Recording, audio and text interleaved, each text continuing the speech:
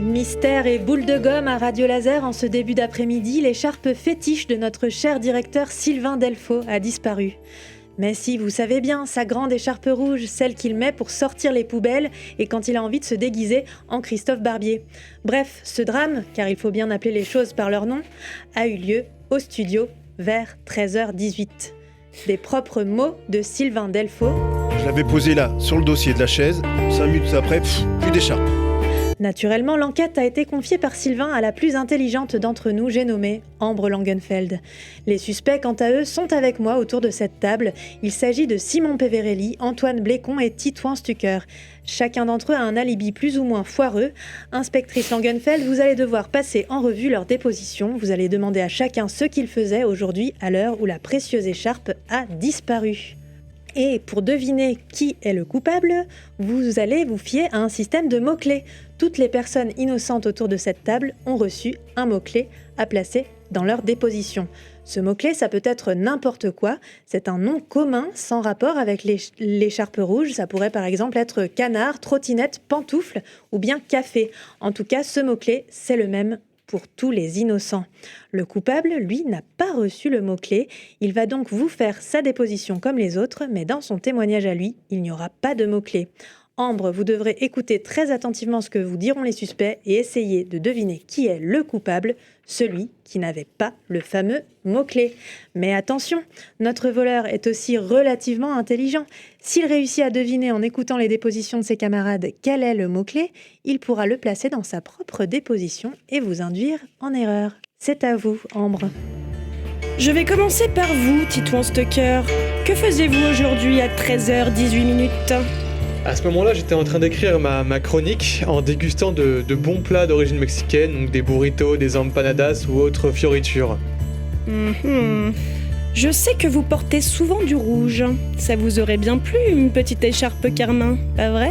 Je vais pas mentir, c'est vrai que depuis quelques temps, j'ai troqué mes habits des Merlus Ultra pour ceux des Ultras du Stade Rennais parce que j'ai préféré la couleur rouge.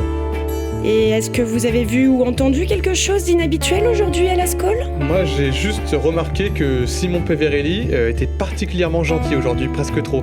Je trouve ça assez louche. Merci, Titouan Stucker. C'est à vous, Simon Peverelli. Que faisiez-vous aujourd'hui à 13h18 ? J'étais tout simplement posé devant l'espace Galatée de Quichin et j'étais en train de fumer une petite cigarette, tranquillement, une petite fioriture, quoi, en somme. Depuis le mois de janvier, on vous a déjà pris la main dans le sac par 3 fois. Vous avez volé un demi-mentos, un paquet de mouchoirs et un stylo Bic 4 couleurs. C'est pas rien. Et pourquoi pas une écharpe rouge alors ? Déjà parce que j'en aurais aucune utilité et ensuite j'ai pas volé, j'ai juste emprunté pendant un instant un stylo. Oui, ok, mais je l'ai rendu après, donc ça va, ça le fait. Et est-ce que vous avez vu ou entendu quelque chose d'inhabituel aujourd'hui à la Scole ? Je veux pas balancer, mais je vais le faire quand même. J'ai remarqué aujourd'hui, après je dis ça, je dis rien, que Antoine Blécon, d'habitude si élégant par nature, avait aujourd'hui les cheveux en pétard et les habits très mal repassés. Je trouve ça louche. Non, ça c'est balancé. C'est vrai.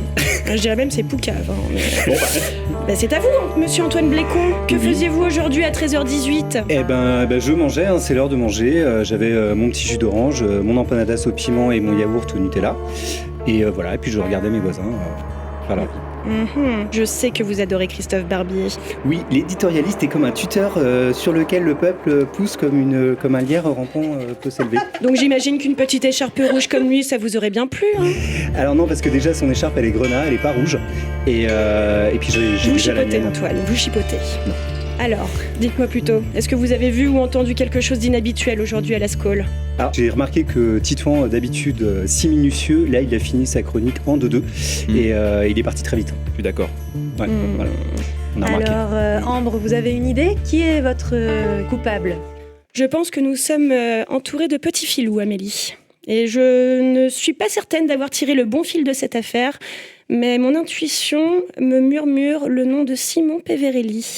Eh oui, vous avez bien résolu cette affaire. C'est faux. C'est clairement faux. Le coupable, faux. c'était bien Simon Peverelli. Elle était dans ma poche. Il était le seul à n'avoir pas prononcé le mot-clé empanadas. Il a cru que le mot-clé c'était fioriture, visiblement. D'ailleurs, il sort à l'instant l'écharpe rouge de Sylvain de son sac en bandoulière. Bien joué, inspecteur Langenfeld. Et c'est déjà la fin de ce Skol Mag. On vous remercie d'avoir passé ce moment avec nous. Et restez là parce que cet après-midi sur Radio Laser, on ira à la rencontre des acteurs locaux. On rencontrera le groupe Aigo. On rencontrera également les créateurs de la véloroute La Régalante et aussi l'association Les Comptoirs du Doc. Merci Ambre d'avoir réalisé et co-animé ce numéro du Skolmag avec moi. Merci à vous Titouan, Antoine et Simon. On reste ensemble sur Radio Laser.